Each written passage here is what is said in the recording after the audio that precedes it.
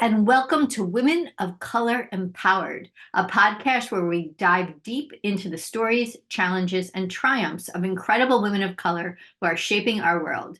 This podcast is produced by Inkandescent PR and Publishing Company. I'm Hope Katz Gibbs, the producer of the show, guiding you through these inspiring journeys.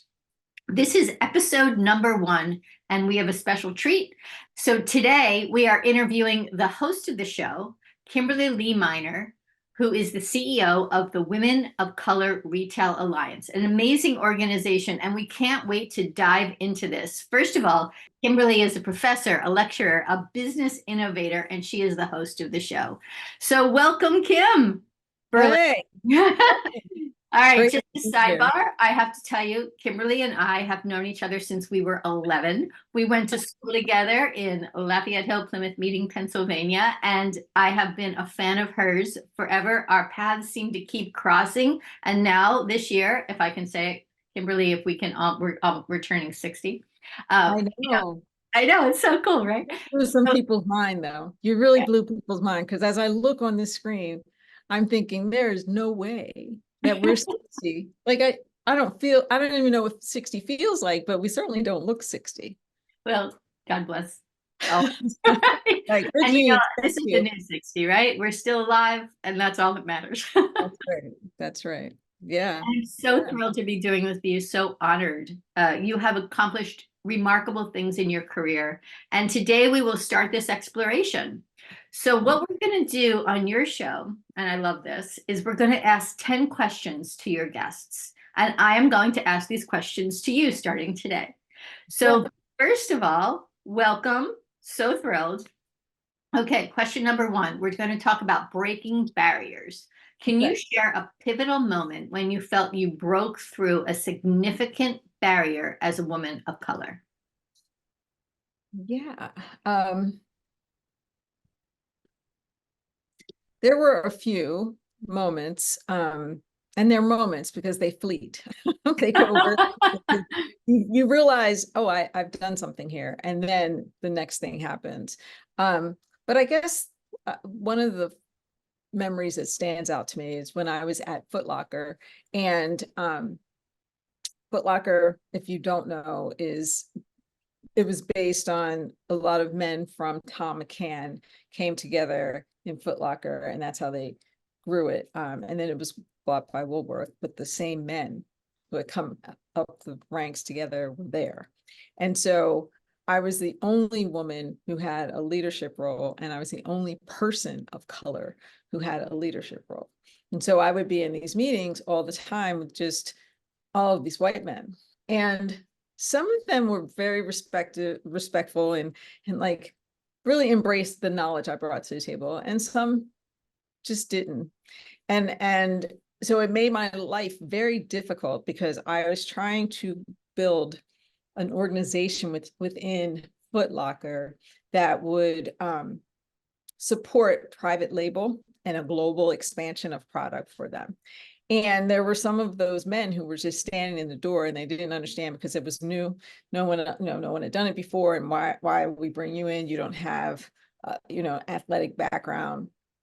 And I remember I was in a meeting, and one of those people was talking loud and not, didn't want to hear what I had to say. And he was like, well, why are you even talking? I mean, this is how like serious it was. And I remember I let him finish. And then I stood up to make my presentation, and I had saved the company $10 million with my strategy of logistics, import, and the factory, and making it a very different relationship. And so in addition to saving the company $10 million, that year we had added $200 million to the bottom line. And I got to say that. And for a minute before I spoke, you could see that some of the other men were kind of, oh, maybe Kevin's right. But after I spoke, they all like just didn't look at him anymore, and they were like, okay, let's talk. Like let's talk. And then shortly after that, I won a key contributor award for the work that I had done. And that moment really changed things for me as a professional there. And I think it allowed them to see a person of color differently, because it was after that they actually have started promoting a few who were in the stores, and I was invited to more meetings, and you could see it changed. Now, it changed back after I got pregnant with my first child, which is when I was working at Foot Locker. But that win stayed with me for a long time, because it had to. Like you have to have a win every now and then, or just why are you doing it? But that stands out. And I think, it's so interesting for women in general to be heard and listened to and feel like we want to keep this going. I mean, research shows women don't run for office unless they know they're going to win. Mm. Right? Well, So it's a really that. interest in psychology, and men just always They research. think they're going to. They just show up and yeah. So Yeah. it's a complex situation for women, and especially women of color, right? Which I can't speak to, but I want to tell our audience we had you on our Black Lives Matter radio show, podcast, and video series hosted by Tony Farmer, and that was so amazing because we were having that conversation after George Floyd was murdered. I was inspired to we have to talk about this. Mhm. So this is really season 2 of that show, but even more to my heart, Incandescent Women is one of my magazines, and really shining a light on this spectacularness of women, but also talking about what makes us roll and why we do what we do. So I want to step back for 1 second and have you just kind of read your resume to us because, okay, Foot Locker, and where else have you worked? So, we often talk about our professional journey, right, Hope? And I am a believer of a portfolio more than a journey. I think life is a journey, but you pick up different bags along the way and you create, your portfolio. And I can't talk about my professional portfolio if I don't talk about my life portfolio, right? And because I meet people all the time and they're like, oh, you're just so confident, and you seem to have been that way since you were young. What is that about? Is that real? What do you tell yourself? Why, let's talk about imposter syndrome, like all these things. And I said, well, let me just paint a picture. So I grew up, you said we went to school in Lafayette Hill, but I grew up in Conshohocken. So Conshohocken and Lafayette Hill, they're close, very different demographics, right? Conshohocken is working class, mostly row homes, and a very different aesthetic. But I grew up in a house with parents who they might have grown, like my mother grew up on Elm Street. She wanted to move up the hill. My father grew up in West Virginia. He came east, right? Because they wanted a different life. And while we stayed in Conshohocken, a lot of that was because my mother wanted to be close to her mother. My life in Conshohocken was different. We traveled. It was all about books and learning. And quite honestly, as a result of that, I had to be a really strong person, strong kid. I had to be confident in who I was because we were the first Black family to move into the neighborhood that I grew up in, right? As lore would go, the person who was selling the house told my dad, I'll burn it down before I sell it to him. And my dad was like, well, that's fine. I have a match because I'm calling my attorney because it's against the law for you not to sell this house. So my wife wants this house. We're going to buy this house. So when you come from people like that, you have to be like, you can either be as strong or you can be very weak because you feel like you can't compete. But I never felt like I had to compete with my parents. I always felt like they were showing me, like they were giving me glimpses and examples of how to be strong in a environment that didn't want you, that wasn't going to support you, and how do you still show up? And so that's kind of who I became, because living where I lived, the emphasis on learning, the fact that I had so many interests. I mean, my goodness, dance and art and, writing, everything. Like I wanted to do everything.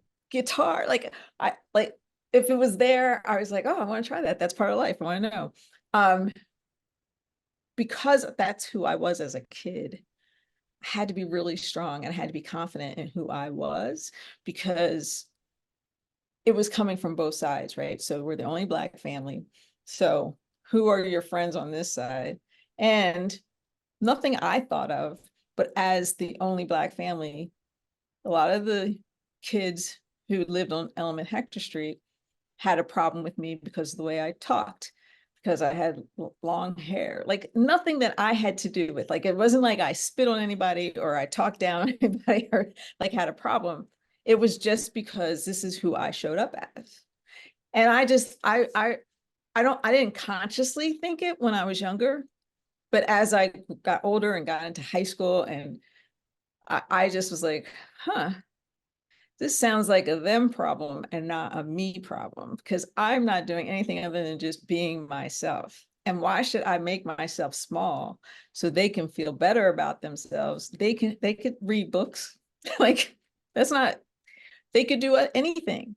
And so I think I took that attitude, and it just became more and more as I got older and learned more about who I was and what the potential for me could be, because I tried different things, and some I failed at, some I did really well. But I saw that the things I failed at didn't kill me. They really did make me stronger, because it just more informed pictures of who I was.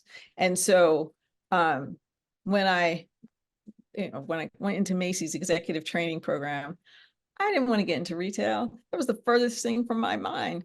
Like, I have my degree in radio, television, and film. I had a jazz show. I was on Power 99. Like, I thought that was going to be my path.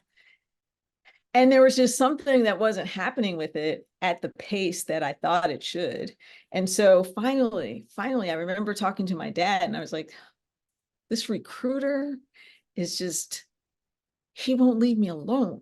He's like, well, what do you mean? And I said, well, every time I'm like on campus near where he is, he just pops up. And he's like, Kimberly, have you changed your mind? You could take the test. And I told him, I was like, I'm going to college, and then I'm probably gonna go to grad school. How am I going to tell my parents I want to be in retail? Because at that point, retail to me was the mall, right? What? Who works at the mall? Right. And so my dad said, well, tell me more. So we were talking about it, and he came back and he was like, did you know that the Macy's executive training program is like the Harvard of retail? And if you get into the executive training program, it doesn't mean that you get a job with Macy's. It means you've gotten into their little mini MBA program. You're going to school for that anyway. Can't hurt. They're going to pay you while you're there. And if you have the aptitude and you decide you want to continue, then you have a job. I think you should take your ass in there tomorrow and say, yes, I want to take the test. Right. And I was like, oh, okay. So I did, and I scored very well, because what I learned is that retail is not about the part-time sales in the store. That's great. You're having one-on-one connections with people every day, and I think that's fantastic. And it really gave me a different view of what that is. But it's about storytelling also, and that's what I love doing. I love meeting people. I love telling stories and connecting people. And I discovered that that's what retail really was too. I'm just telling stories with product, right? And with the marketing. And so from there, I actually started working there, and I went to Drexel grad school while I was working at Macy's, which was crazy because I worked 70 hours a week. But I worked there, quickly promoted, 3 promotions. Then I got recruited to Express in Columbus, Ohio, that's a whole nother story. But while I was at Express, and these are some of the stories I tell to young people, think about, sometimes you overthink things.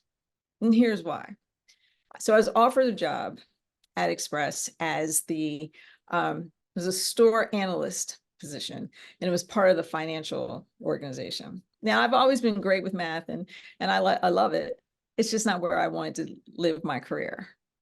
And so when they offered me the job, it was a Saturday. They were taking me around, show me Columbus. And the head of the CHRO said, okay, well, we're really excited, Kimberly, we're going to offer you a job. And this is the job, store analyst. I said, but a store analyst? I just came from Macy's executive training program. I've had 3 promotions in less than 3 years. What's a store analyst, and what does a store analyst do? And what's the next step? Like, what does that career look like? And as I'm hearing myself ask these questions, I think I was 24. I might have been 24. I'm hearing myself ask these questions and I'm like, okay, go with it. Right. And so he says, well, it's planning, it's financial planning. You'll be part of the planning organization and finance. And I said, oh, I said, so here's the problem. I really want to work here because I think specialty store is the future.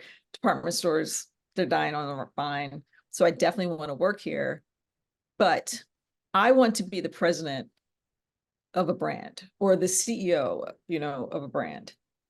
I don't think this path is going to get me there.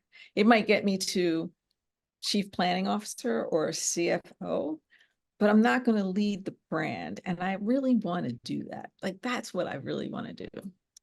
And so he said, so what are you saying? I said, well, I guess what I'm saying is thank you, but if this is the only job I can have, I'm going to not take it. And so he looked at me like I was crazy. And he said, well, what would you want your path to look like? I said, well, I would want my path to look like, yes, I'm in finance because you have to know that that's the basis for any business, right? So great, I want to be in finance for specialty, but I don't want to stop there. So I would like at some point to be able to go on the other side of merchant, because that's who runs the business. And that's where I want to be. And with merchant, I have, connections with marketing and with the stores. And that's what I need to be the professional that I see in my head. And he just laughed and he said, okay, wow, okay. So go out, see Columbus. I'm going to talk to Michael. Michael was the CEO. I'm going to talk to Michael and Janice and I'll get back to you. But I have to tell you, no one has ever done this before. I said, I don't think I would have done it if I thought about it. I said, and they probably don't. And then they leave like in a year or two because that's not what they want to do. He's like, okay. So I come back and he's like, he's the bubbliest guy. He was like, I just have to tell you, Kimberly, I'm so excited. I hope you take this job because Michael and Janice, Michael was like, anybody who's bold enough at that age to tell you what they're not going to do is definitely probably somebody who's going to tell you what they're going to do. And that experience, that it gave me a sense of freedom that I didn't even know I needed, right? Because I was like, oh, you just took control of your future. But if I had thought about it, I know this to be true. If I like just walked out of that office and thought about it, I would have never done that. And I wouldn't have been there the amount of time I was there. So I was there for 8 years and I had 8 promotions in 6 years and I was key contributor a couple of times. And I still stay in touch with the CEO because he was just like, man, you're good. I was like, thank you very much. And I also think like that's important that people hear that because we work so hard and we never hear it. But the thing that Express did that was kind of detrimental is that between Macy's and Express, I never had a situation, Hope, where being a woman of color got in my way. Ever.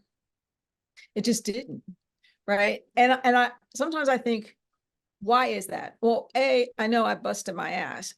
And I had my parents would tell me, like my dad was all about it. Like, if your day starts at 8:00, that doesn't mean you get there and have a cup of coffee at 8:00. That means you get there at 7:45 and your day starts at 8:00. If you want to get promoted, you have to do more than the job. You've got to, like I grew up around that and not a lot of people hear that. And so I knew I want to get promoted. So I need to always look at, okay, well, where's the gaps? Because if I can fill the gaps and move the business forward, I can get promoted. And so that was my take on my career. And I was all in. Like it was tough. There were toxic people. You worked 80 hours a week. I was overseas by half time. One time I came back from a China trip and my friend picked me up at the airport and we were talking, and I was so tired, my face fell on the plate. Like I just literally just fell asleep. So, but it was very fulfilling, right? And so I went on from Express, moved to New York City. That's where I worked for Foot Locker. And I built their private label organization. Funny story. 2 weeks ago, I'm in New York as I was being inducted as a top retail expert for 2024. And this young man, his wife was at the affair, and she's like, do you have a minute? And I said, sure. And she's like, I want you to meet my husband. So I said, okay. So she brought him over, and he was like, oh my God, I can't, like, I'm so excited to meet you. Oh my goodness. And I was like, okay, why? Nice to meet you too. And he said, well, I work at Foot Locker now, and I'm the VP of the organization that you built. He said, and people talk about you all the time. And now I have the opportunity to meet you. Like, we use all the tools that you created. And I was like, wow, that's a moment. Like, that's a moment. That's a big moment. At Foot Locker, I knew I was a woman of color, and I knew what I needed to do to overcome that. As I moved through my career, I would say the first big hurdle, and like, it's like flashing lights, woman of color, right, was at Loft. It was at Loft, and Loft was female led. The only men were in finance. We didn't have, it was all men. I mean, all women. And just the microaggressions, passive aggressive, like all that I was like, oh my God, it was so bad. I woke up one morning and I couldn't get my head off my pillow because the stress had caused this rash. And it was horrible. And I went back and I was talking to my designer who worked with me. And I was like, this is terrible. She goes, oh, is your stomach upset too? And I said, yeah, all the time. She said, oh, and she was Asian, right? So we had a special bond. We were both VPs of our areas. And she's like, here, go to my doctor. So I said, there's a Loft like illness. She said, yeah, it takes a lot for us to be in this environment. And that was the first time that I tried to bring the women of color. It didn't have the name at the time, but to bring women of color together, because as soon as I realized, wow, this is a big problem. When I look around, I'm the only one. There are two others who are subordinate, but we're peers. So why are they subordinate? They're good at what they do. And I don't have the support. And I see how other people have the support.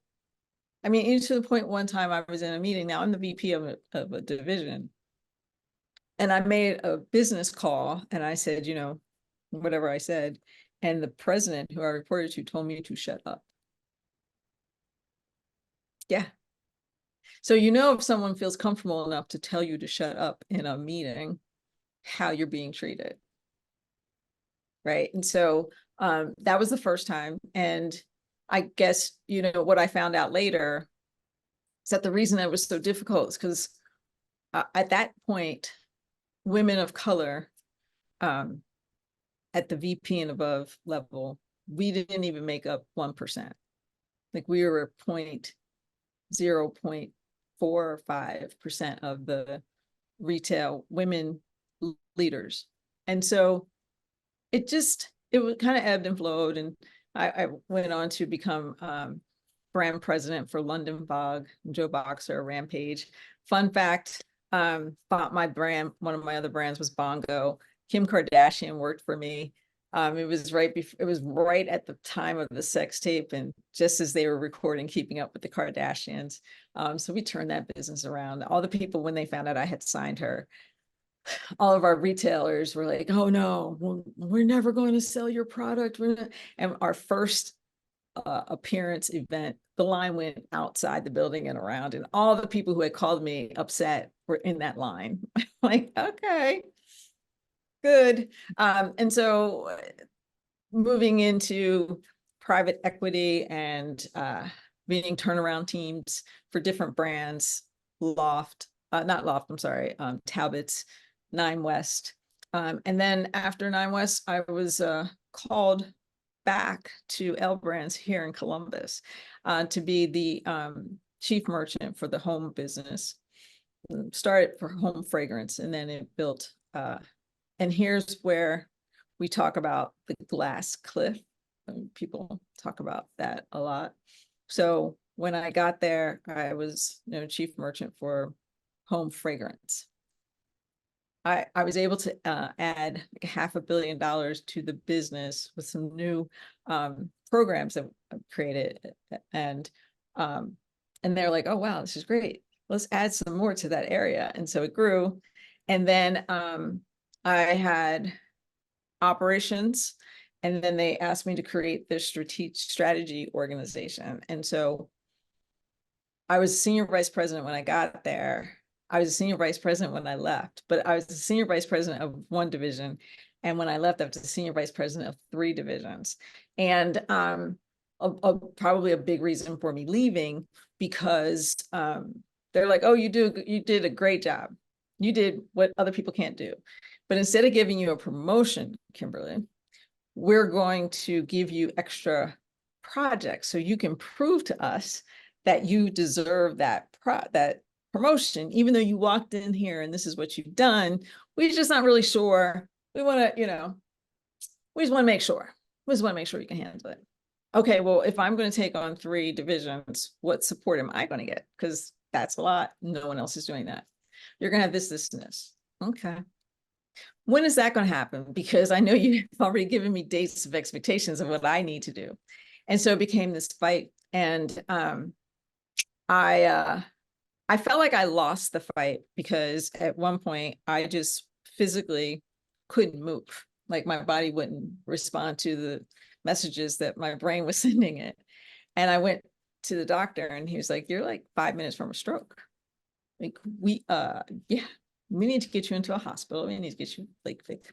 And so I was out for a good 8 weeks.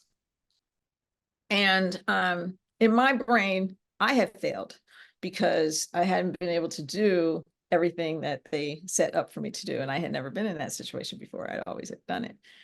What I did, on top of that was, you have to move. So I had to move my family here. So that's a stressor, all those things, balancing it. But in all of that, Hope, grew the business.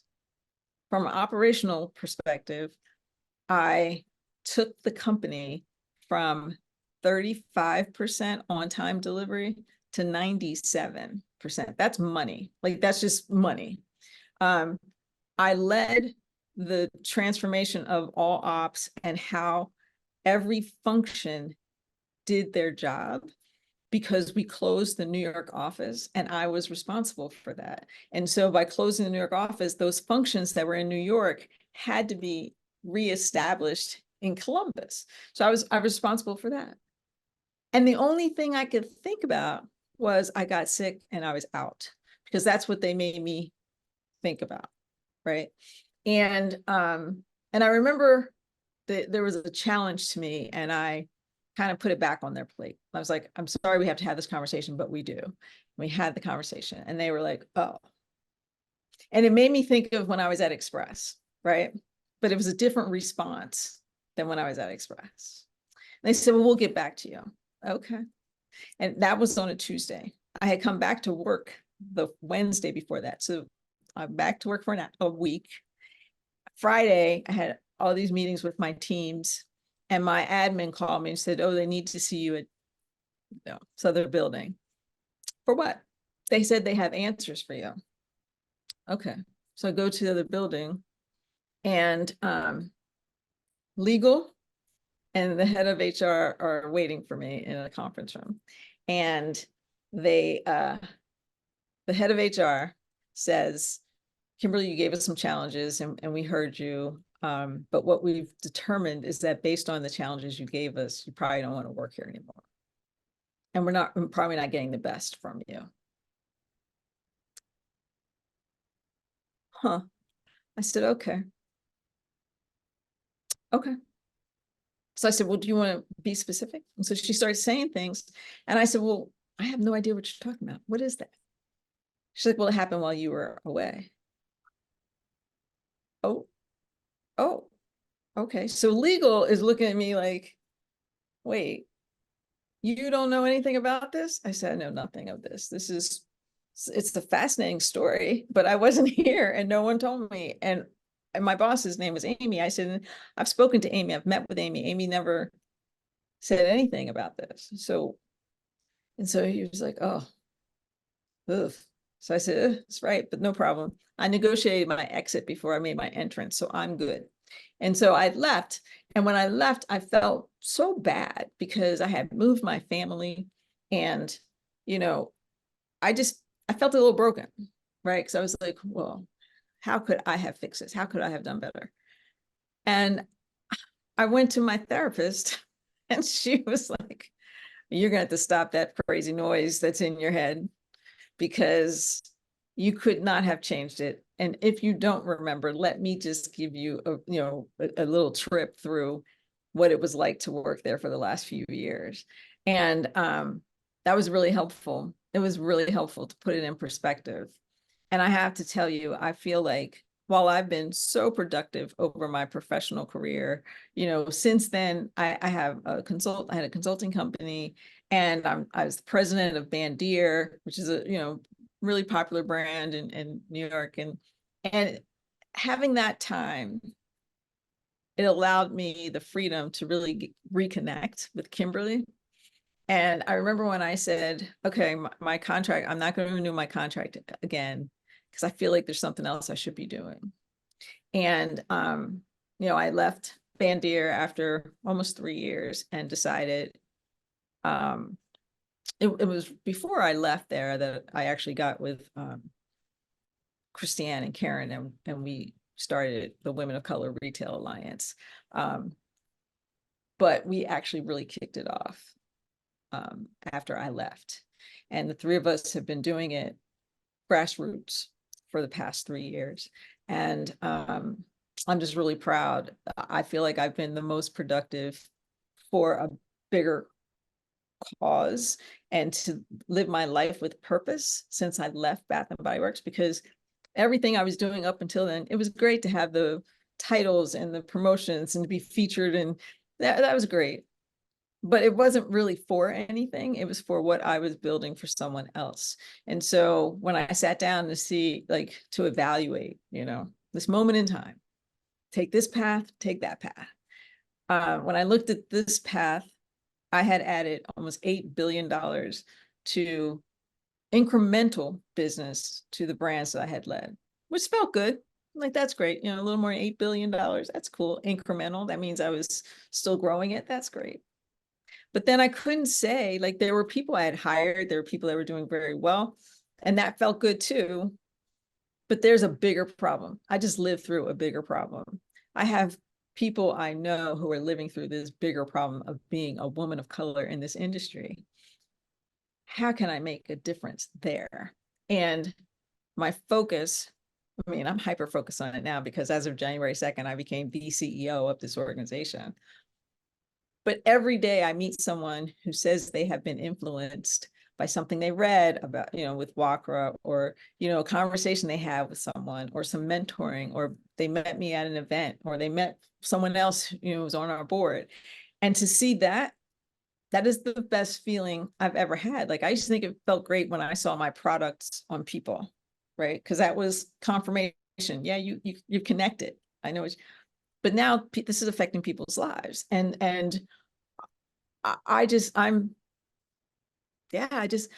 I make less money than I've ever made. Like, ever. But I feel like I really have a purpose, and I'm pretty proud of that.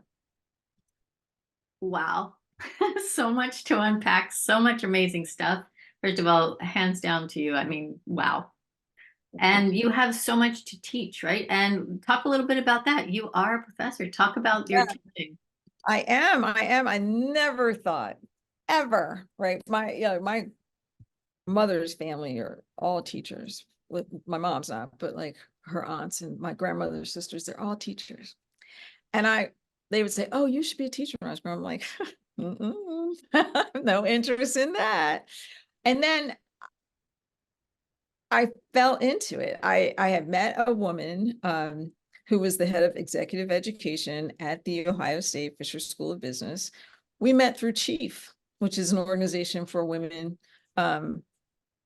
It's really just like a networking organization for women who are, I think, VP and above or in the C-suite or something. And we had a really interesting conversation. And she was like, Kimberly, we do so many different things at Fisher. I'd love for you to come in. I want you to meet some people.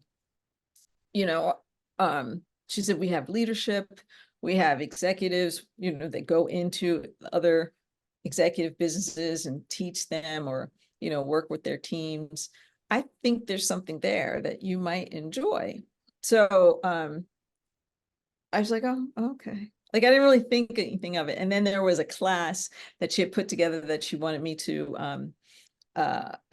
sit in and give feedback on the class. So I took that class and I was like, oh, this is cool. And one of the people teaching the class, like, told me that, he actually had been a CFO with one of the divisions of L Brands. And this is what he was doing. In addition to teaching, he was able to be, work as a consultant. He could do anything. He's like, there's something about the way you think that I think would be great in a classroom. So then after that, I meet with some other people, I'm having coffee. Like, it seemed like I'd meet with someone from OSU and then I get a call. Oh, Kimberly, you available for coffee? Because I want you to meet this person. And I met so many people and just conversations. Like, we never talked about me being in the classroom. Just didn't. Just talked about my background, what I enjoy. So fast forward maybe a year later, and I get a call from this woman, and she's like, oh, someone is trying to reach you. They said you haven't returned their email. And I said, oh, I don't have an email from them, but they can send it here. Maybe they the wrong email address. So they reached out and they were like, hey, Kimberly, based on your experience leading brands, we have a class that teaches only graduating seniors in strategic brand management, but it's at the highest level of undergrad. And we need somebody who knows how to like really pull that together. Academics, great, but you actually have hands-on, like almost 30 years experience of hands-on. So I said, okay, so tell me a little more. And so they told me. And I said, you know what? Why not? Why not? Like, if I was working, with a brand, I would be doing this because, you're bringing in new people and you're always, I said, okay, yeah, sure. I'd love to do that. And then a week later, I got a call from the master's program, the graduate school, same thing. Hey, the person who normally teaches this class is really stretched. Would you be able to teach this class? And we know you can because we saw you speak at the, okay, 2 classes. Well, that's really jumping in. And so my first semester was fall, jumped in. I taught inclusive leadership for the graduates. And most of the graduate students there were either getting their master's of HR or MBA.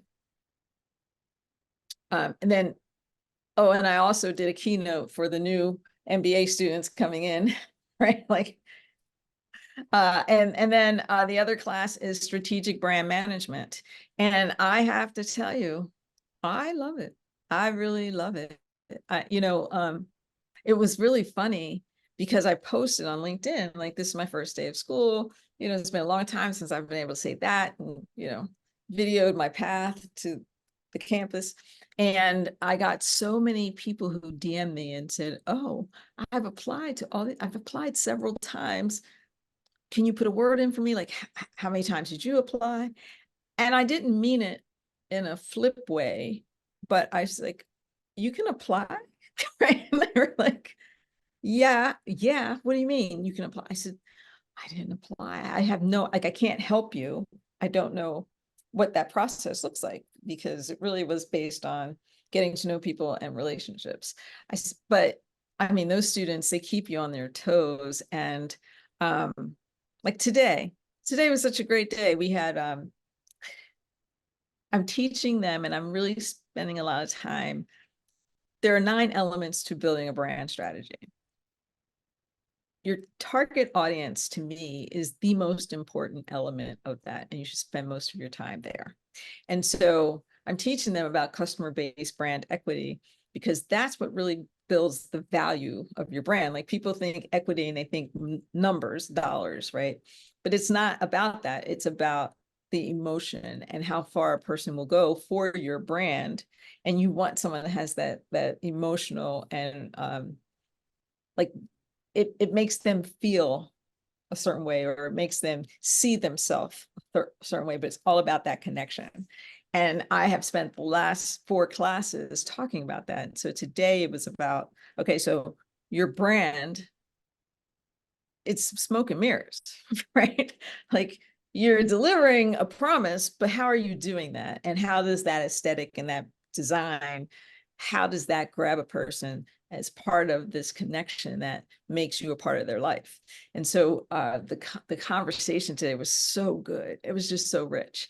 And that's what I love. Like, I love about that. And then after class, the kids are all around like, oh, Professor Minor, can we ask you this? Can we ask you this? And and I know that they're like, she's a little kooky, because I talk to them all the time about their grades. I'm like, could you please stop texting me? I mean, and emailing me about your grade. Like, someone missed the class, and I grade on attendance and participation, because in a class like marketing, that's where most of the meat is.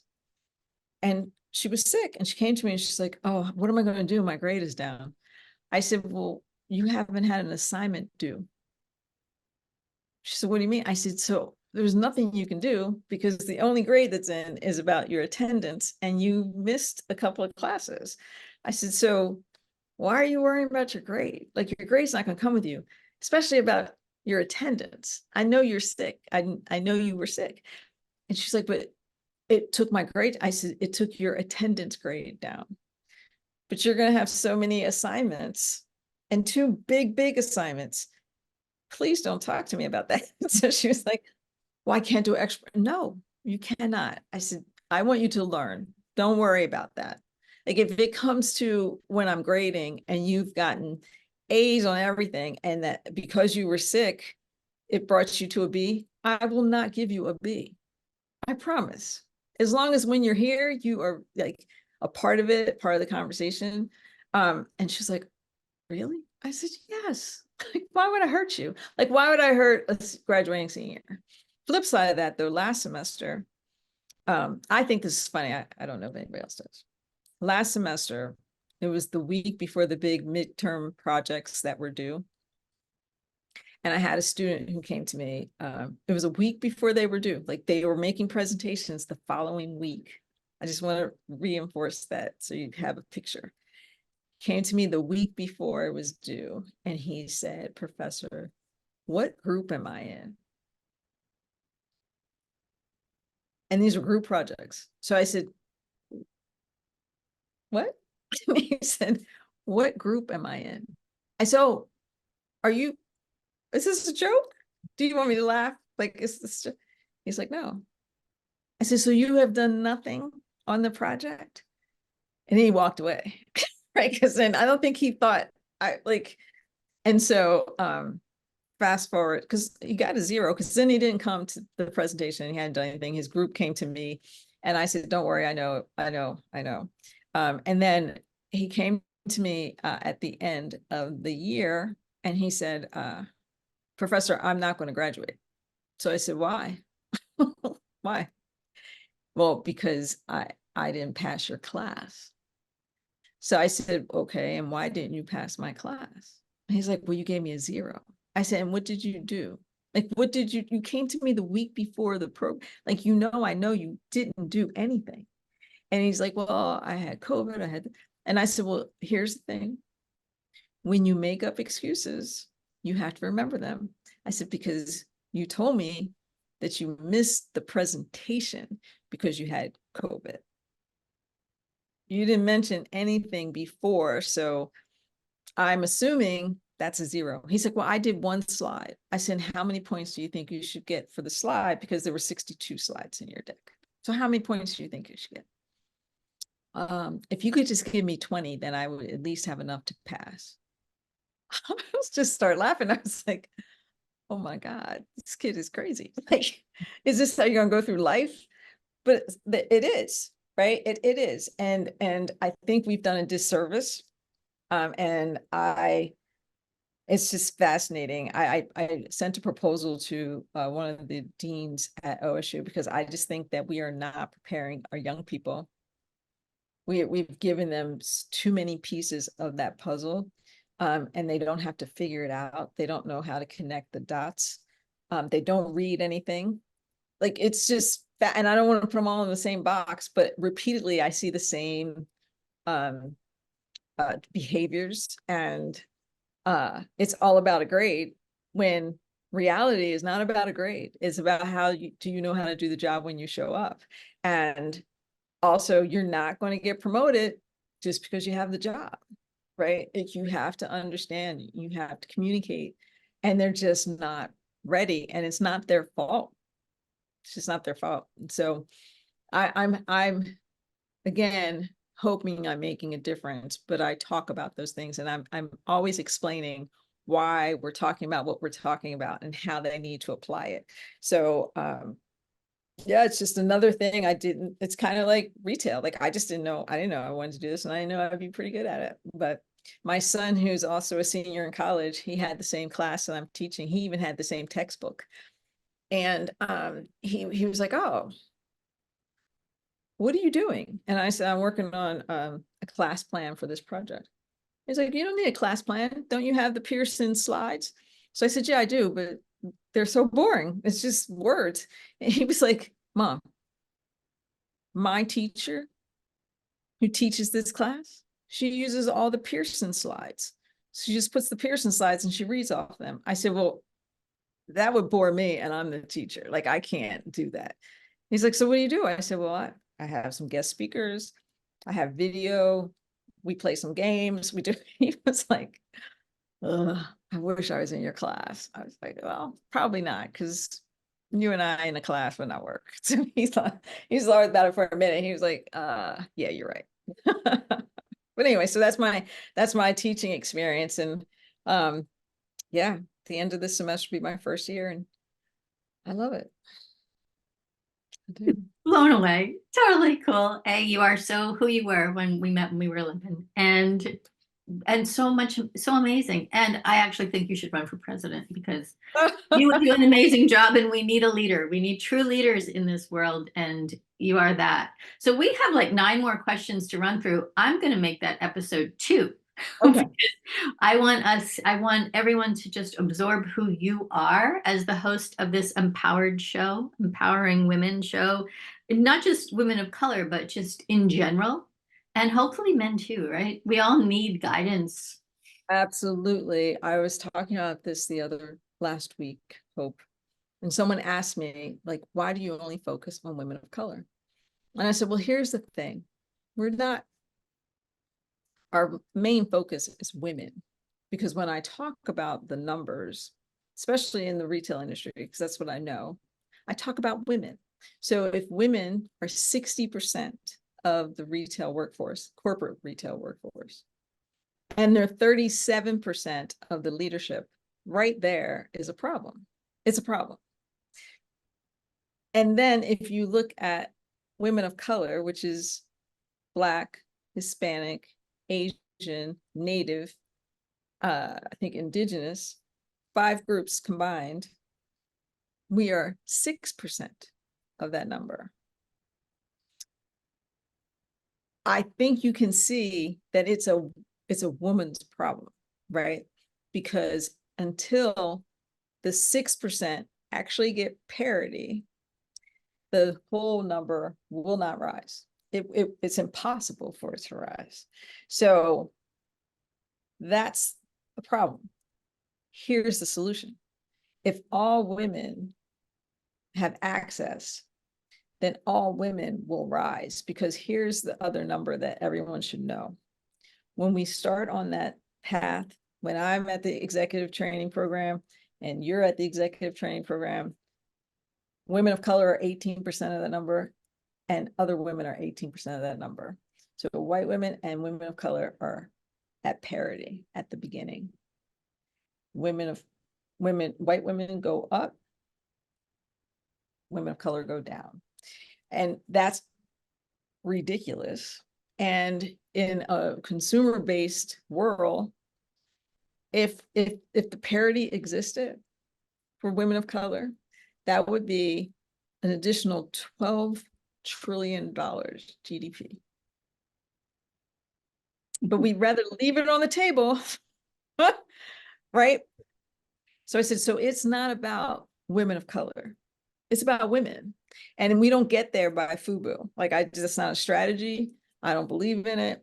It's just not.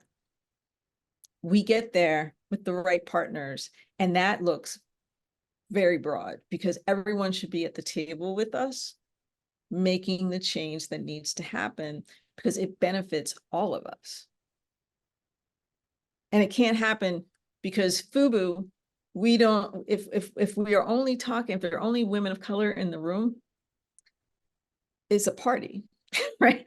But if everyone is in the room and it's all women and there are men there too, then it's a mission, right? It's a movement, and then we can make the change. And so I think what you're saying is so important, that it's about us. It's about all of us. Yeah. And you are an amazing leader, and I'm your campaign manager. I'm totally behind. We need people to stand up and take responsibility to pull everyone else along. And working in an academic environment is wonderful. I think working in a political environment, we'll talk about this later, is even better. We need leaders, and we need women to know that they're supported. And that's the work that I've been trying to do through my communications company. And I think that we just need to keep doing it and not giving up. Like, you have never for 1 second given up. And and on this show, I'm so excited to talk about that mind-body connection. So when your body is screaming at you, right? We need to pay attention to that. We're also going to talk about the fact that women of color die during childbirth at a stupid rate. And I have a story about that too. You do? All right. Eric. With my oldest son, I almost wasn't here. And I don't have time for that story today, but I'm a highly educated person, and I know how to ask questions, and it's not about that. It really doesn't matter. Yeah. It's terrible. And they gave me too much morphine, and then start screaming at me once they did all the work they had to do to get it out of my body to get me back to life. Like, I flatlined, and the anesthesiologist had the audacity to come in and start screaming at me. Why didn't you tell us? What? I never had, what? It's my fault. It's my fault. Okay. Then she tried to convince me that I was allergic. But I later found out I'm not allergic. They gave me too much.